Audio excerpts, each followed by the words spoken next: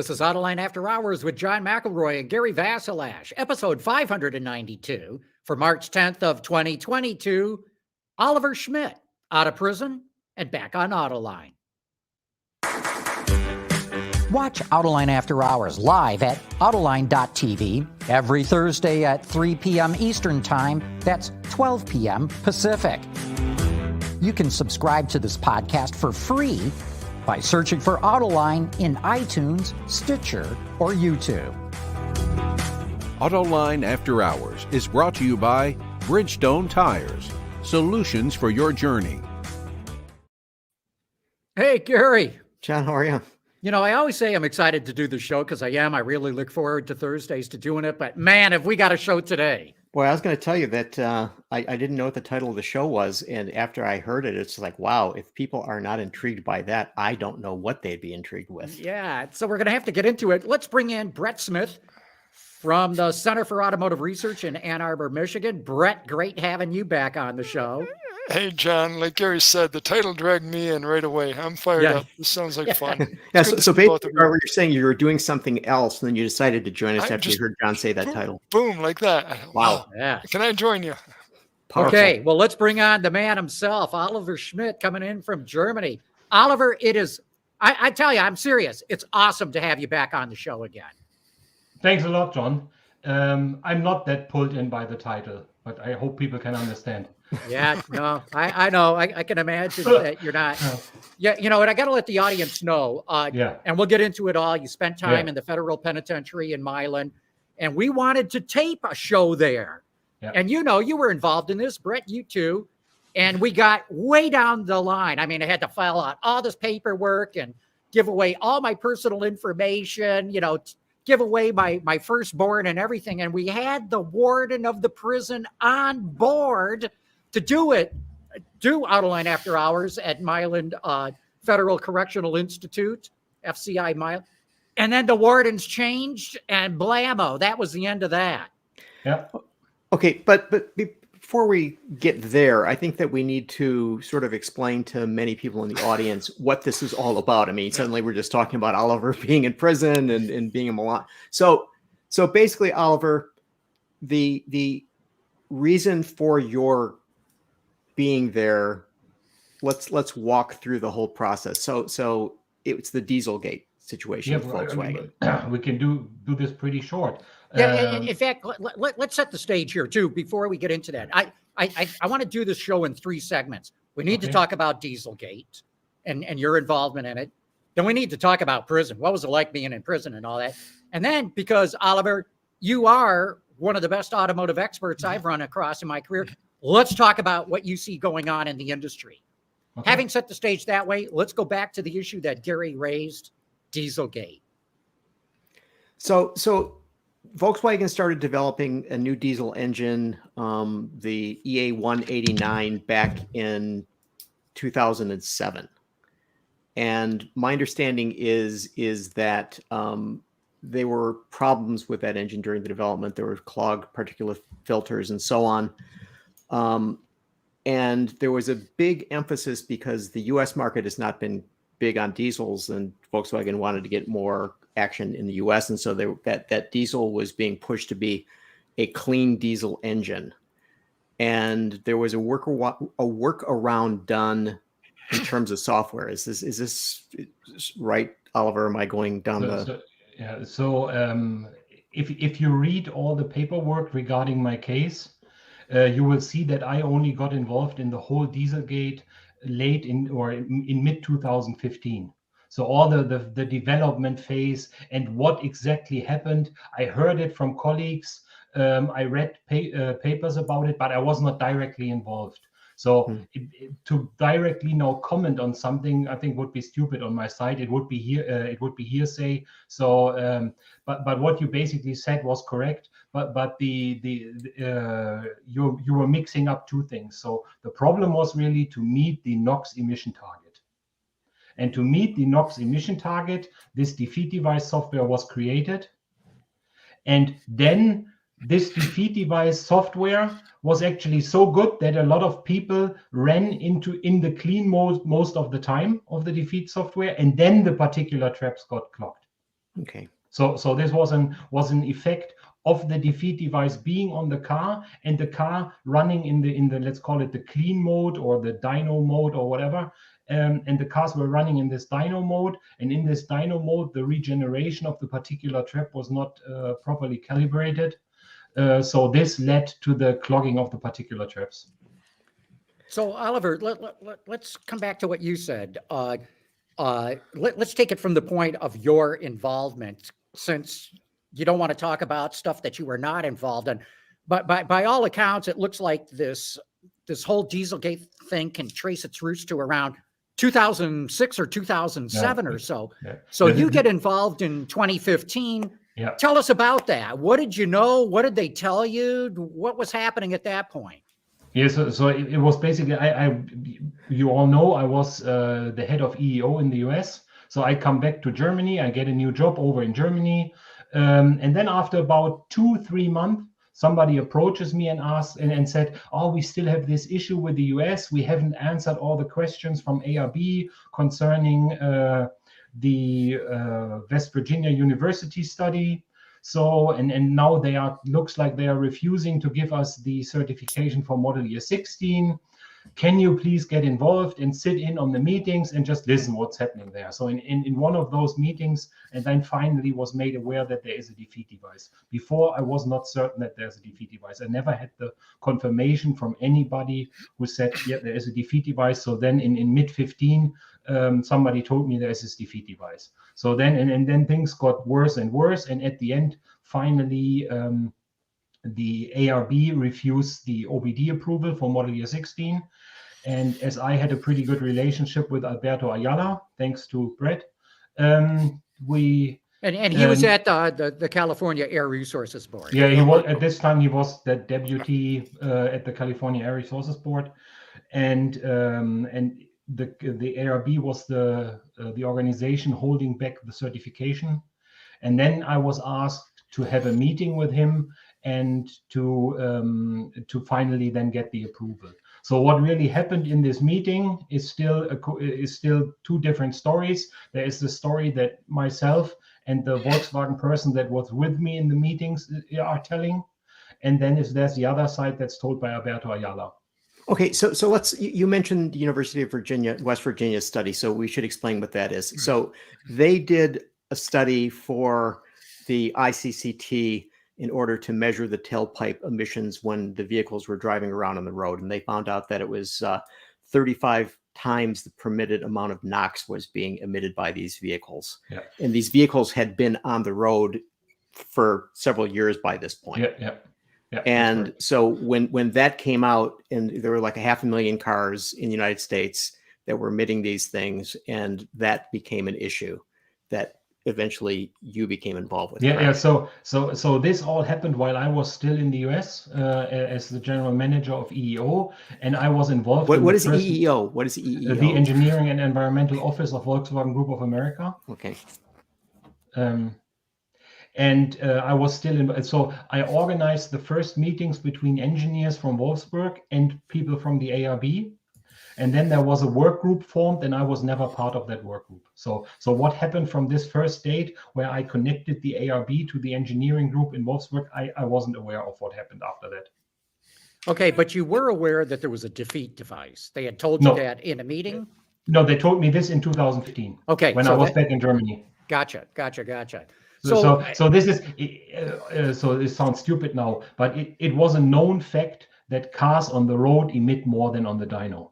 Mm-hmm. Everybody who thinks that an older car is the same on the dyno than it is on the road is wrong. So basically every car emits more. So it was a known fact that they emit more. And there were earlier studies by ICCT out of Europe where cars emitted 10 times the European limit. So it was a known fact that cars emitted more. Of course, 35 times is higher than 10 times, but by this time the European limit was higher too. So in relation, it was the same value finally. We are talking here about 1 gram of NOx instead of 50 milligrams. So when you just explain to the audience, when you say a defeat device. This isn't a physical thing, right? I mean, no, it's what Volkswagen did, and what you can also read in their plea agreement and everywhere is Volkswagen developed the software, and this software recognized that a car is being tested on the dyno. And it's not all this fancy stuff that people are telling that via GPS it's sensing where it is, or it is just really all the tests that are done for certification follow a certain path of speed and distance, and you just have to measure speed over distance and integrate it, and as soon as you are in a certain window, I'm being tested. And there was a couple of other things, right? If the car was being driven, but the steering wheel never turned. No, this was not there. That was not there in the beginning. Okay. This came later. This all came later. But in the beginning, it was really just the recognition of this trace of speed over time. Mm-hmm. That was Gary, the basic. I'm sorry, going back, Gary, to your point. 20 years earlier, there was a case, I think, with EPA, and they referenced defeat device in the rules regulation, and that's, I think, 20 years later or 20 years prior, was when software was identified as a defeat device, and it was kind of a unique moment where it wasn't a piece of hardware, but it was the software was that device. Yeah. And 20 years later now with Volkswagen, it was kind of that same moment. It's a defeat device, but to all of us, it was some software. Yeah. But the regulation is pretty clear here. Everything that you do not declare to the authorities that is in your car, whether it's hardware or software, is considered a defeat device. Yep. Whatever I put in, and if this influences in some way my emissions behavior, hardware or software, and I do not declare it in my paperwork, it's a defeat device. So Oliver, tough question here. You're back in Germany, you learn there's a defeat device, and they tell you, we want you to go back to the United States and talk to the authorities. Yeah. What did you feel? What were your thoughts? I mean, you were just being a good company employee. Did this bother you? What were your thoughts at the time? I didn't take it as serious as I should have taken it. Let's put it this way. Mm-hmm. There was this is the whole problem I ran into. I didn't take it that as serious as I should have taken it. There have been several, as Brett mentioned, there had been several defeat devices before. There was a similar defeat device in a Ford van in the 90s, in some Hondas, and so on and so on. So there are stories. Nobody ever went to prison, and nobody paid as big fines as Volkswagen. So this was really, I had no thoughts about this, that somebody will go to prison for that. Mm-hmm. When did you realize there was a lot of trouble brewing for Volkswagen and for you personally? So these are two different times. Okay. So the trouble for Volkswagen, of course, was brewing when the investigation of the DOJ started. But until my arrest, I didn't think that anything would happen to me. Mm-hmm. So take us through that. You know, you're in Germany, and you and your wife decide to take a vacation in Florida, right? Yeah, like every year. So we had friends that lived in Florida. So for 12 years or so, I have spent every Christmas, every New Year's Eve in the Fort Lauderdale area, and it's the same here. And so we are flying to Miami. Then we are going to Cuba, coming back from Cuba, and this is the moment where I should have gotten aware of that something is happening. Normally, when you enter through Miami, you put your passport on a reader, and then just the green light goes on, and you can pass. That day, the green light didn't go on for me. So it says, please see the clerk at the counter. So I stepped in the line, I saw the clerk at the counter, he just gave me a stamp, I was in. So, but I assume this was made to make sure that I'm in the US. Mm-hmm. Because if you read, I was arrested on a complaint by an FBI agent. And if you start reading that complaint was started to be written one day after that incident. So you're taking a vacation, but before you went to the U.S., if I read right, you even alerted the Department of Justice that you were coming to the U.S. So I spoke to the Department of Justice. As I said, they started the investigation On a voluntary basis, I met with them in 2015 in London. I didn't want to fly over to the US. You can't manage to fly to the US on a weekend and back. So we agreed to meet in London. So we had a 6-hour meeting in London. And then this was in 15. And then for the Christmas break, 15 to 16, I came to the US and I had a safe passage by the DOJ. Mm-hmm. So, and when I flew in 16 to the US, actually my lawyers alerted the DOJ and said, here, he's coming back to the US. If you have any further questions, if you want to talk to him, he's open to talk to you and so on. And they also asked what's about his status. And in the criminal investigations in the US, you have 3 different status. One is you are a witness, one is you're a suspect, and the other one is you're a target. And I was always in the role of a suspect.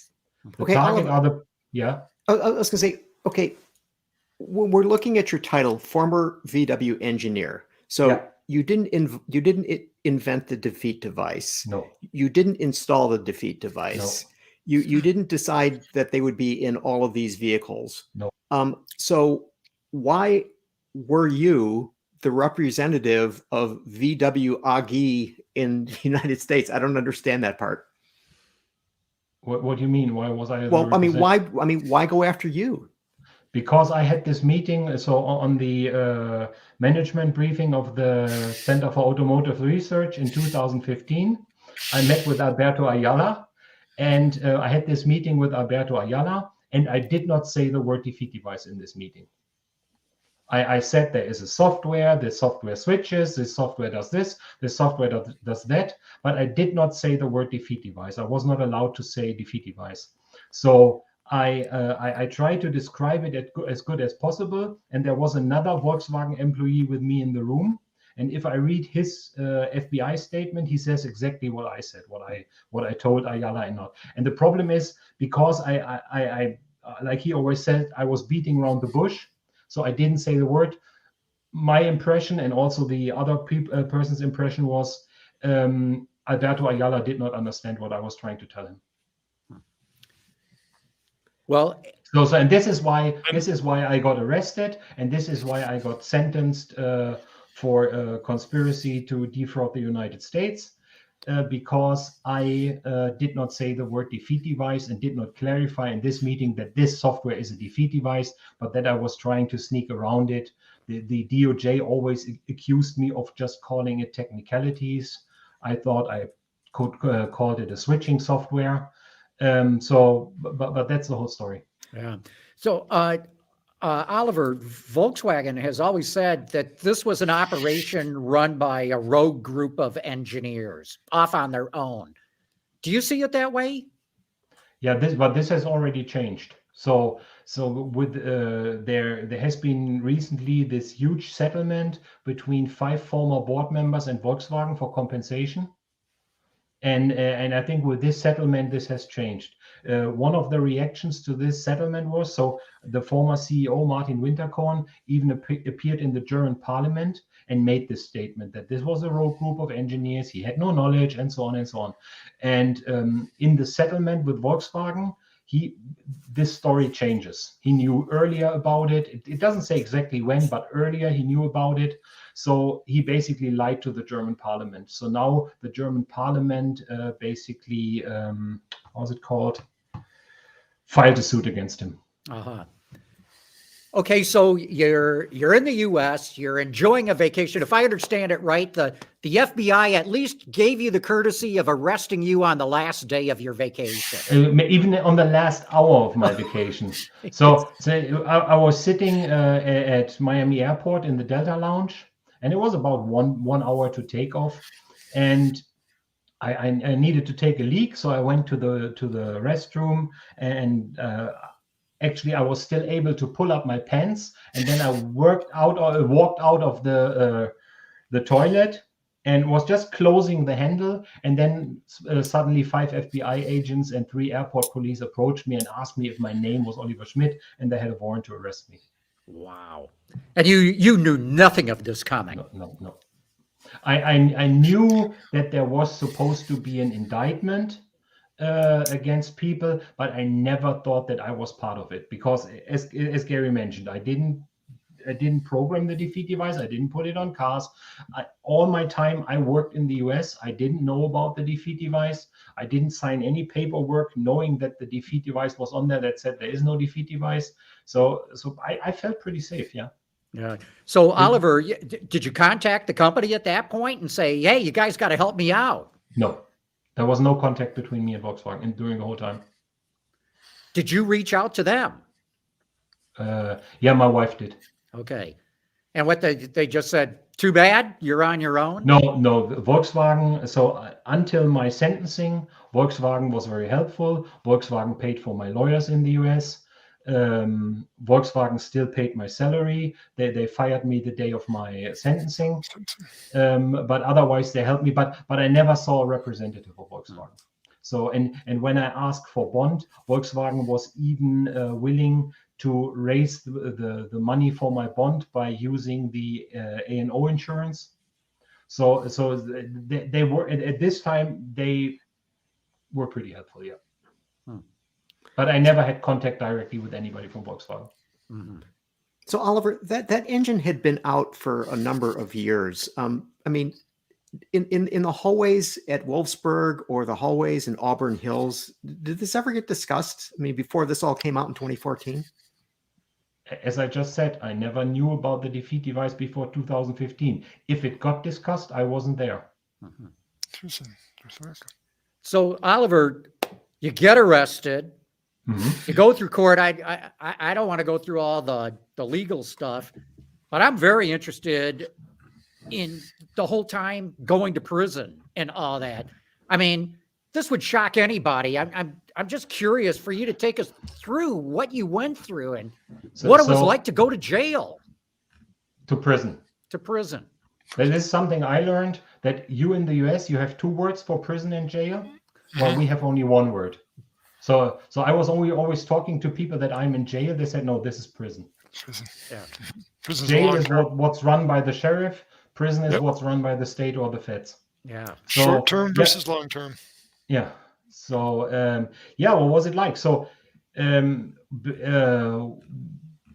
you got arrested, you are held in maximum security. The whole time you are pre-trial, you are held in maximum. If you are in detention, you are held in maximum security. And that's not fun. That's honestly not fun. And you're not, if the detention center, like the one in Milan, is very small, people are not separated. So I got arrested in Miami. The Miami detention center is huge. It's, I don't know, 1,500 people or even more that are detained there. And Milan is only 250 people. So while in Miami, they separate people. So I was with a lot of white collar crime in one cell block, and with minor drug crimes and stuff like this. While in Milan, I was with people that were even waiting for the death sentence. Wow. Yeah, because Milan's described as a low security prison. No, the detention center in Milan. The detention center. So in Milan, you have on one side of the street, you have the detention center, and where you visited me is the federal prison.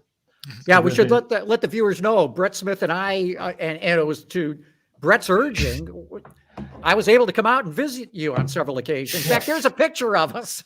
Yeah. And you in your khaki prison garb, and they put this nice backdrop so it doesn't look like you're in a prison at all. And we got to have our picture taken there together. Yeah.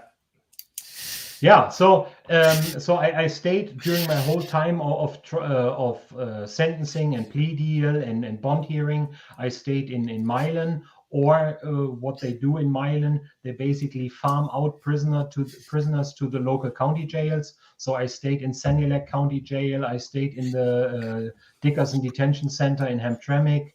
I stayed. There was another one I stayed. Can't remember. I stayed at another county jail for a few nights. So they basically send you around. But the most of the time I stayed in detention center Milan, and then after sentencing I got transferred to the federal prison in Milan. And as you said, that is a low security. So with my crime, I would have been eligible for a camp. But being a foreigner, you're not allowed to go to a camp as a foreigner in the US because they're afraid you might flee. Huh. So I had to stay at the low security prison. But if you read the online comments, the Milan low prison is not one of the worst. Even so, there was a murder there and beatings. No, the murder was in the detention center. Okay. The murder was not in the prison. The murder was, of course, there were fights in the prison. There was everything that you have there were drugs in the prison. There were fights in the prison. There were stabbings in the prison. Everything was there, but it's not nearly as bad as it was in the detention center. The murder was in the detention center. So you were there during the time of COVID. Yes. And how was that? That was actually not that nice, because this was the time when no vaccine was available, when nobody knew exactly how COVID is spreading around, how to protect yourself. So we were basically locked in our cells. So I was lucky, I was in a 2-man cell. We were locked in our cells for 23 hours and 40 minutes a day. And we were allowed to go out for 20 minutes to take a shower and make a short phone call, and then we had to come back, and then the next cell came out, and this is how they went through the whole block. This went on for about 1.5 to 2 months, and then then we were allowed to come out an hour with more people, then 2 hours, then we went back to work. So it was about 2 months this time lasted. Oliver, not counting the whole COVID thing, how did you deal with it? I mean, when Brett and I visited you there, my whole impression to me personally was like, man, I'm so glad I can leave here in about an hour.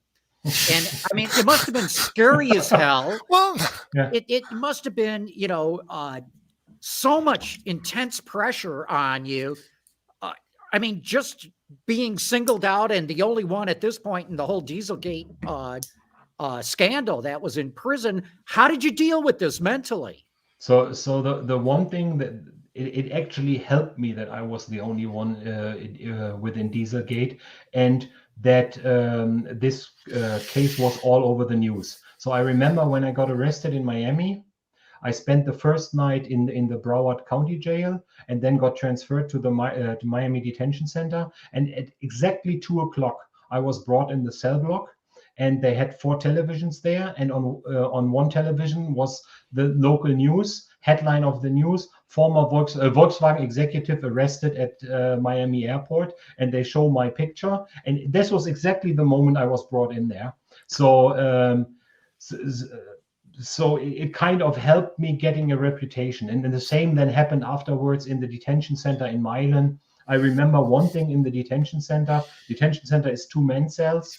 And the person in your cell you call your bunkie. And for most of the time, I did not have a bunkie. I was by myself.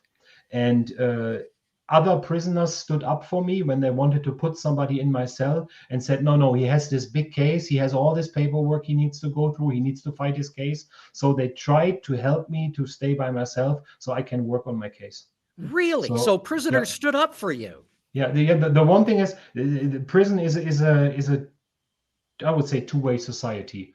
Let's call it the OGs, the original gangsters, and then you have people that whether have no paperwork or are known child molesters. So this is basically where the world splits up in prison. So, but I got it. If you're not ratting on somebody, and if you have what's called in prison good paperwork. So if you don't have a sexual abuse case or anything like that, the life is so the life with all the other prisoners is not too bad. Not too bad, but I'll bet you've got some incidences that you'd rather forget about there. Yeah, of course, I have those incidents. Can you tell us about any of them, or you don't want to go there? Yeah, I told you about the guy with the death penalty. We were standing basically an inch apart, chest to chest, in one of our cells, and it was nearly to go down. We finally decided it would have been stupid, but incidents like this happen, that people get beaten up, or you basically are subject to get beaten up. I was lucky; I always could avoid it, but yeah, there were very close calls. Oliver, how did you get moved from Michigan back to Germany? How did that procedure happen? So I filed what's called an international prisoner transfer. So if you are a foreigner, if you only have one citizenship, and if your country is on this agreement for international prisoner transfer, you can file for transfer. And this was actually, I came to the Milan prison in January 18.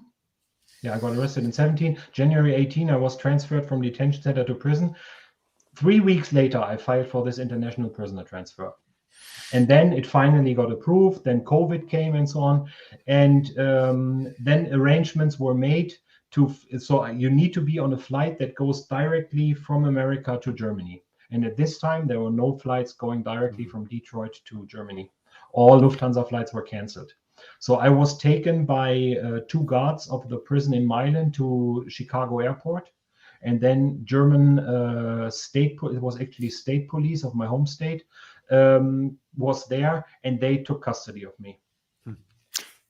And then I was put on a Lufthansa plane. We flew to Frankfurt. I was guided out of the back of the plane and then basically put into German prison. What's the difference between U.S. and German prisons? So this is something that the German wardens do not like to hear. So, okay, you're all Americans, you don't know that movie. There's a very old German movie that plays in a prison in the 1890s or something like this. And they are all walking in a circle in the courtyard behind each other, and they are just walking in a tiny, tiny courtyard with walls around this. And they are allowed to go out 1 hour to walk there, and it's still the same. You have 1 hour of spare time that you can go outside. Otherwise, you're most of the time locked in your cell by yourself. Okay, most of the people have single man cells, which is nice. You have a television in your cell, which you do not have in federal prison in the US, but in state prison. But most of the time, you're locked into your cell by yourself. And so, and the thing is, in the US, you can have more activities. Our cell block was opened at 6 o'clock in the morning, and it was closed at 9 o'clock in the night. And I could go out, I could do sports 5 hours, 10 hours a day if I wanted to. If you had a job, of course, you had to go to the job, or you could walk to the library whenever you wanted, not on half an hour a week when your time slot is, but you could go there anytime you wanted to. You could go to the church. The church was always open. You could go there, have a chat with a local, what was his name, chaplain, and stuff like that. So for the prisoner, I don't talk about rehabilitation and everything, but for the prisoner himself, I would prefer the American federal prison with a 2-man cell, like I stayed in, to the German prison. What kind of jobs could you have there, and what did they pay? Oh, they pay a fortune. So he said sarcastically. Yeah. So in the FCI Milan, we were pretty fortunate because they have a furniture factory. They are producing steel furniture for all federal governments. So if you go to whatever federal office and you see a steel container somewhere with folders in, it's most likely that is made in Milan. So they have a factory there, so you can work in this factory. About 300 of the prisoners can work in that factory. Then you have, of course, you have the kitchen, you have the library. You can work in your cell block as what's called the orderly, the guy who's in charge of cleaning up in the cell block. You can work in what's called facilities. So those are the guys that are fixing everything that's broken in the prison. So you have a lot of jobs there. It's not enough jobs for all prisoners, but if you want to work, you can work. So I was very lucky. When I came over from the detention center to the federal prison, I already had 5 job offers from guards, because those guards on overtime always used to work in the detention center. And then they said, oh, I heard you're coming over, and if you're interested, you can work for me. So at the end, I had 5 offers for a job, and I picked the one that seemed to be most interesting for me. In this furniture factory, because they are making steel furniture, they have a tool and die shop. And this tool and die shop was supposed to get new equipment. So they got CNC machines, brand new CNC machines, and they needed somebody to work on those machines and teach the other inmates on those machines. And the foreman of that shop approached me and asked, here, do you want to work for me? I said, here, guy, I'm a paper pusher. I'm not a practical engineer. I'm the guy who's writing strategic papers and so on. I have no clue about CNC programming. He said, yeah, you will learn it. I said, yeah. You tell me, I learn it. So then I finally started working there. When I came there, I actually, first we had some broken machines that we took apart with some other inmates. And then after 5 or 6 months, the CNC machines arrived. And what I just did, I snuck out one of the manuals of the CNC machines into my cell. I think I can tell this now. So we copied it, and then I brought it back. So, and then by reading the manual, I learned how to program a CNC. And the fun fact is, the job that I have at the moment, I got because I have this knowledge of Haas CNC machines.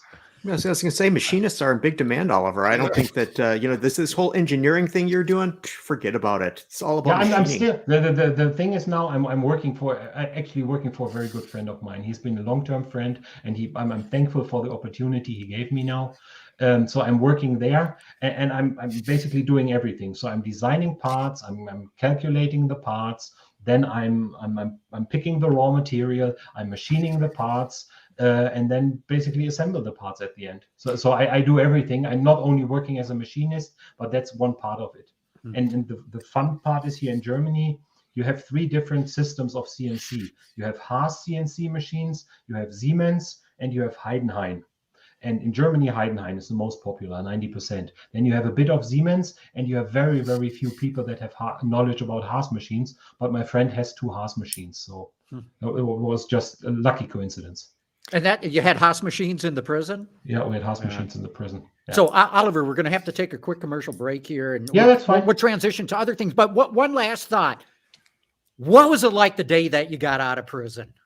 I was actually crying. I have to admit this.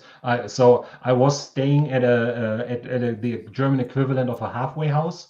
So I have been out before. So I was allowed on the weekend to drive home for 8 hours. I was allowed to drive to a supermarket once a week for 4 hours. So I was out before, but then when finally the judge decided that they approved my request for a half-time sentence. That's something you can do in Germany. If you are a first-time criminal and you didn't commit a violent crime, you can ask to be released on parole after half of your sentence. And that's what we did. So I got released after a little bit more than half of my sentence. And I remember I was driving home to my wife. I was crying. Yeah. Wow. I can only imagine. Yeah. Look, let's take a very quick commercial break right here. We'll come back and let's talk about other things going on in the industry. Okay.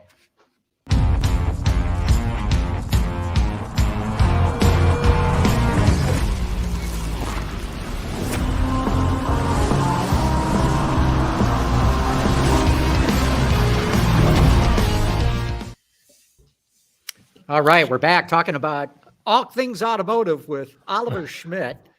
And Oliver, I mean, there's so many different topics we can talk about, but as you know, electrification, electric cars really is the really hot button going on in the industry right now. What's your take? Is the industry going to be able to, for the traditional automakers, are they going to be able to transition enough? Is there going to be enough customer demand? What's your outlook for EVs? And let me add a little bit to that question, Oliver. So make it even more complicated. You better take notes here. Yeah. Okay. So I remember the last time you were on the show and you were giving us a master class in propulsion. And so I just don't, John saying, oh, can they sell the cars? Blah, blah, blah, blah, blah. I want to know, in addition to that, what you think about electric motors as being a propulsion system efficiently for vehicles as we know them. Okay, so that's a lot of questions, difficult where to start. So the one thing I always say, I think there will always be a space for electrification. This is getting so big now. There will be electric vehicles. The question is how many electric vehicles will be there. But what I'm more concerned about is the legacy vehicles. So if you want to go down all these pathways to zero CO2 in 2035, 2040, whatever country you live on and whatever climate agreement they signed, it's different what they say. But we have all these legacy vehicles. So what do you do with the legacy vehicles? Do I subsidize the electric vehicles that much, like it's at the moment done here in Germany? So there are huge subsidies, government subsidies on electric vehicles, and they are pushed into the market. Do I tax the ICE vehicles higher to lower their cost? Do I tax the gas more, and so on and so on? So this is a question: how do you bring it in? But I'm really worried about all the legacy vehicles. Let's take Germany. I know the numbers the best. So we have 50 million vehicles in Germany, and they have an average lifetime of 10 years. So, and not everybody at the moment is buying an electric vehicle. It's about 20%, maybe 20, yeah, around 20%. If it's a good month for electric vehicle, it's about 20%. 80% still buying a vehicle with an internal combustion engine. So what's happening with this vehicle? You want to throw it away when Germany decides to be climate neutral in 2035. So what you need is what's called e-fuels. So this is more my focus, is really more on a drop in fuel that can replace gasoline or diesel. So I think this is one of the pathways to go down. So what is e-fuel? Yeah, it's a synthetic fuel. It's a fuel that is not fossil. Yeah. Where does it come it's from? a low carbon or no carbon kind of fuel, isn't it? Yeah. But Oliver, what I've heard, I've talked to, VPs of what they now call propulsion systems. They used to be called powertrain. And their sense is that e-fuels will not arrive in the quantity or at a price that's going to allow for mass adoption. Yeah, what do you think? The same you read about, there will be not enough electricity to power all vehicles electric. So this is always, you take out the statistic you want to distribute. So this, I think the truth is somewhere in between. Yeah, there will be e-fuels available, and of course in e-fuels you should not start this discussion plate versus tank. So the e-fuels we need to leave is all these e-fuels that are made out of food, like sugar cane in Brazil or stuff like this. I think this is a pathway we should leave as fast as possible. So the ethanol made out of sugar cane or whatever you use there that can be used for food, I think this is a pathway that should be left. It's really synthetic fuels. If they are made out of waste, if they are made at the moment, I know all these statistics. At the moment, a liter of e-fuels is still €5 or €6 or something like this, and you need a lot of energy to produce it. So you need to produce these fuels in an area where you have an abundance of energy. I don't know, photovoltaic in a desert or something like this. This is where you need to produce these fuels, and then a fuel you can ship easily. You raise a good point, because at some point there's going to be a tipping point with ICE vehicles. They're going to lose their resale value really fast unless there's some sort of fuel to keep them going. Yeah, exactly. And the one thing is, they are not only using their resale value because of the fuel, they are also, like we have it here, we have what's called environmental zones in our cities. So in certain cities, you're only allowed to drive in with a certain emission class of vehicle. And thanks to an incident with diesel engines in the past, they now got even tighter with those. Okay, so Oliver, if you have combustion, as a recent guest told us, as soon as you have combustion, you have emissions. Yeah.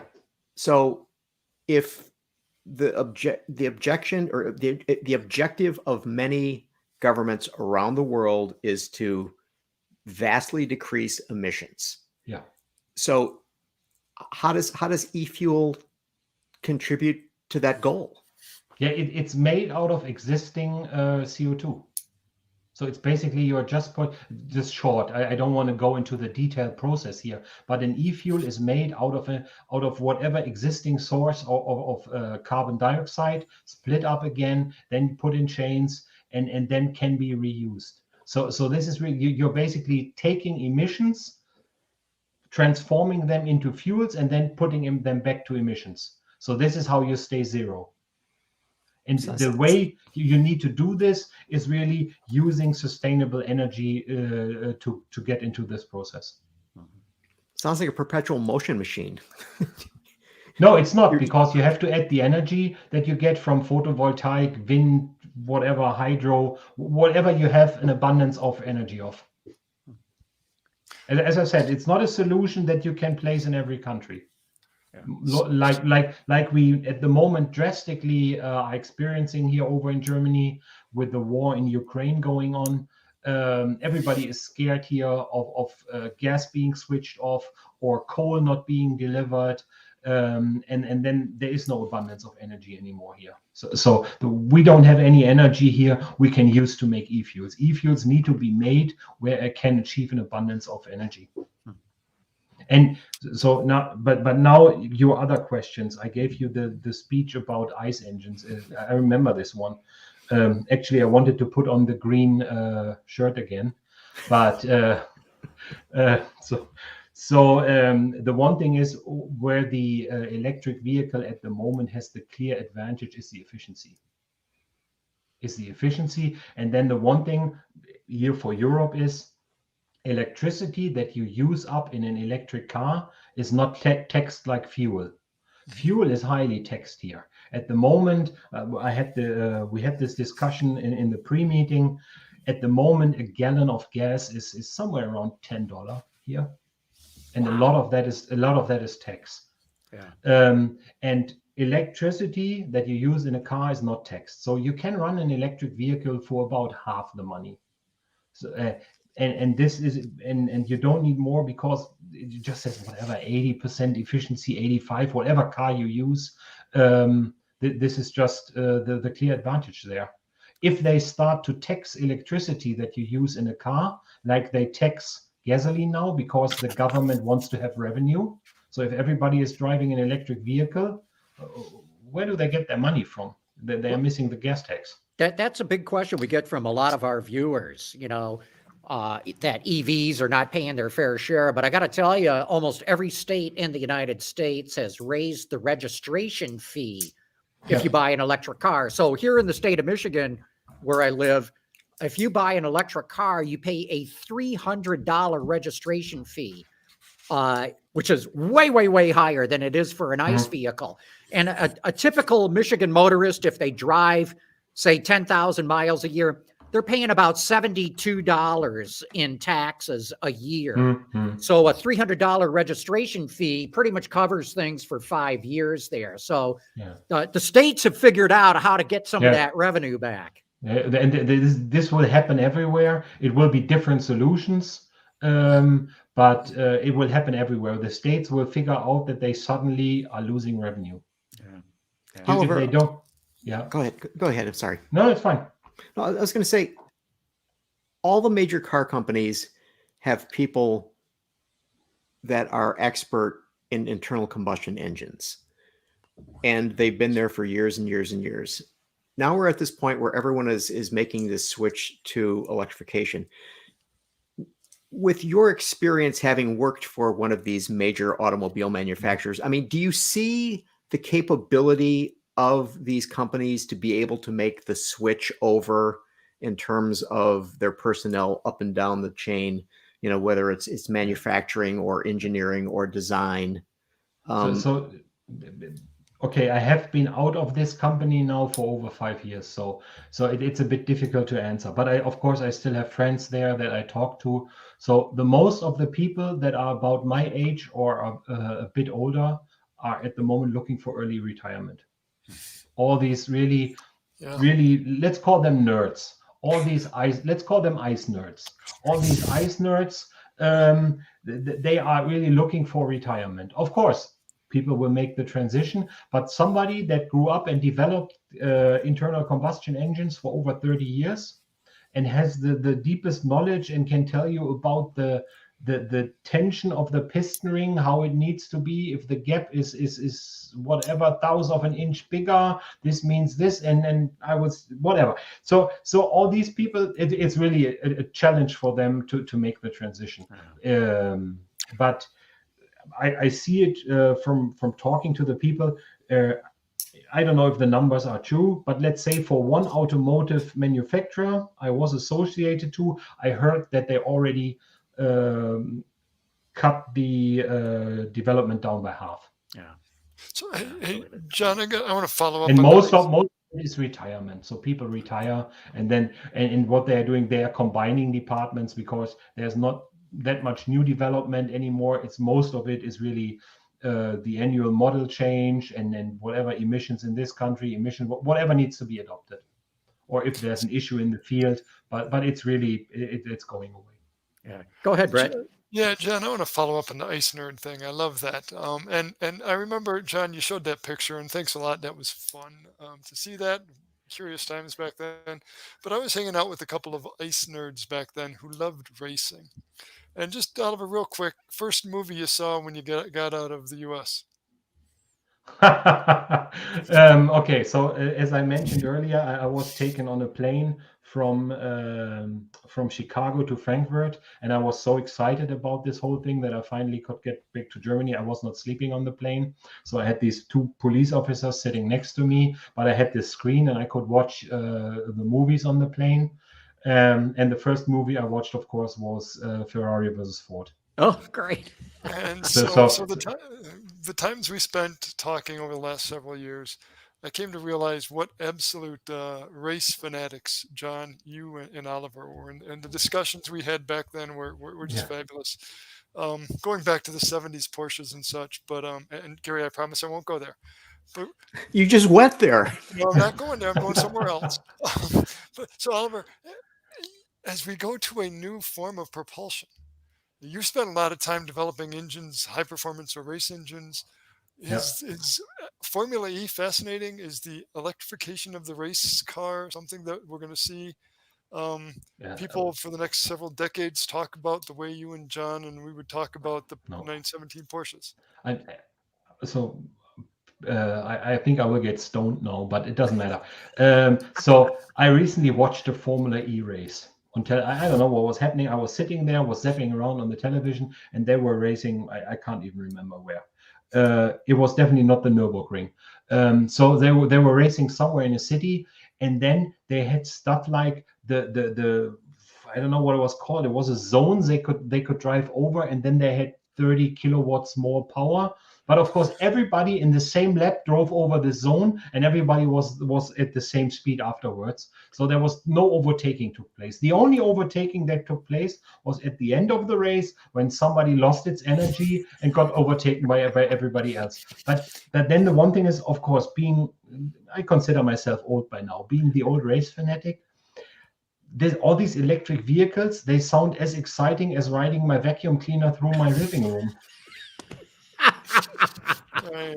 I've talked to John and Gary about this and working with John Warniak, our old friend, on a electric vehicle program for King of the Hammers. And there's a lot of interest in these off-roaders, but it's a very different world. It's the sound. Mm-hmm. Think about the power and the sound of an off-road ICE versus that. How'd you describe that? Riding a vacuum cleaner? Yeah, yes, this electric sound, or your electric toothbrush or whatever. The one thing is, so I at the moment I have to drive about 40 kilometers to work and back every day to work. So I would consider an electric vehicle for that. Yeah, that's perfect. That's perfect. As I said, it's half the cost of driving there. You get your charging point at your house. At the moment, you get subsidized here. I just filed the paperwork for the subsidies. I already have it down in the garage. I just need to install it. And then I had this for free. I basically get my charging point at my house for free. I'm lucky I have a house. I don't live in a rental apartment, but I can install a charging point here. We have a charging point at work where I could charge if I'm running out of charge. So that would be perfect. So really for let's call it a day-to-day stupid commute, an electric vehicle is perfect. That's right. For excitement on a racetrack, I don't see it yet. Well, what I recently watched is this, I don't know what it's called, where they have these off-road vehicles and every Formula One driver has a team. Yeah. The Race of Champions. No, not the Race of Champions. It's something different. It's an off-road challenge, and Lewis Hamilton has a team, Jenson Button has a team, and everybody has a team, and they drive little off-road buggies that look like RC cars. And the only thing that happened is they drive 2 laps, then they change the driver, they drive another 2 laps, and the race is done. but somehow that didn't look too sophisticated because half of the field actually broke down with broken suspensions and stuff like this. The race itself was okay because it was short and they were driving off-road. I don't miss the sound that much on off-road driving, but if you go to a racetrack and want to see race cars, this is where I miss the sound. A friend of mine is the manager of a local racetrack here, and with him I sometimes get on test days and stuff like this, and it's always, the test days are always the best because you have people there testing old Formula One cars, you have old Le Mans cars there and stuff like this. I really enjoy this. I cannot imagine going to a racetrack watching electric vehicles. Yeah. But John and Gary, Oliver, real quick, isn't what you described part of the whole process of racing with the electric vehicles is to push it and try to figure out how much it gets better? We did that with gasoline engines for 50, 60 years. Isn't it about learning and fast learning? It's okay to break down. As long as you learn from it. It is. So this goes back to the first question, basically, John asked me about electric vehicles. At the moment, you see all these startups producing electric vehicle. And if you go back in history, about 110 years from now, 120 years from now, and there were vehicle companies everywhere. In every backyard, somebody built a vehicle company, and a few of them survived, and the majority didn't. And I think the same will happen there, and the same will happen with the racing. So there will be a lot of electric racing, and in the end, I think there will be electric racing that will survive, that will excite people, and you have to see the audience gets younger and younger, and they maybe like this lit up zone where the cars drive on to go faster. I don't like it, but I don't like a push to pass button. I don't like a DRS on a Formula One. But people will like it, yeah, of course, because they don't know anything else. For them, this is the best they have ever seen. And then if you go from there, you like it. Hey, look, we're coming up to the top of the hour. We're going to have to wrap this up for now. But Oliver Schmidt, it's been brilliant having you on the show. Thank you. It's so good to hear your voice and get your input again. And I can't wait till we get a chance to do this in person. Yeah, unfortunately, I'm not allowed to enter the US ever. Well, I know we may have to take the show to Germany. Yeah. You're gonna work on a sponsor for us, right, Oliver? Get us a sponsor over there.